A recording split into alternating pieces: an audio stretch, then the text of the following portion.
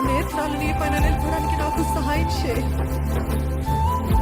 నా దేవుడు యెహోవా ఈరే, తగిన కాలంలో నాకు అన్నీ జరిగిస్తాడనే విశ్వాసముతో ముందుకు వెళ్ళే కృపను దయచేయి.